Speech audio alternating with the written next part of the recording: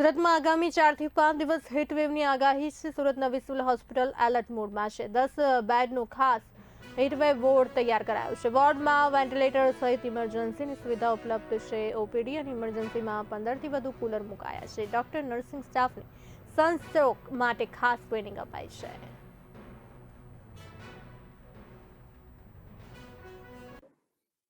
હાલમાં હવામાન ખાતા તરફથી જે હીટવેવની આગાહી કરવામાં આવી છે તેના સંદર્ભે સિવિલ હોસ્પિટલ તરફથી હીટવેવના કોઈ દર્દીઓ આવે તો તે બાબતે અગમચેતીના પગલાં લેવામાં આવ્યા છે।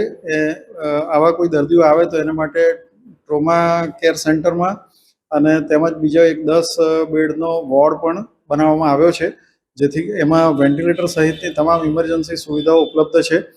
અને તદુપરાંત ટ્રોમા સેન્ટર અને વિવિધ ઓપીડીઓમાં એર કુલર લગાવવામાં આવ્યા છે, મોટા એર કુલરો લગાવવામાં આવ્યા છે, જેથી કરીને આવા કોઈ દર્દીઓને આવી કોઈ ઘટના ન બને।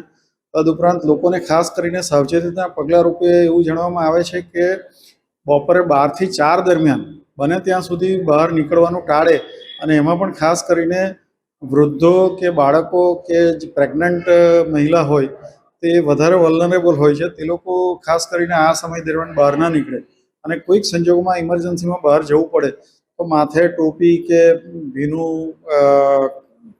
કાપડ કે રૂમાલ રાખીને કે છત્રી રાખીને જાય અને પૂરતા પ્રમાણમાં શરીરમાં પાણી જળવાઈ રહે એને માટે પાણી, છાશ, લીંબુ શરબત કે એ રીતે પૂરેપૂરું શરીરનું હાઇડ્રેશન મેન્ટેન કરે।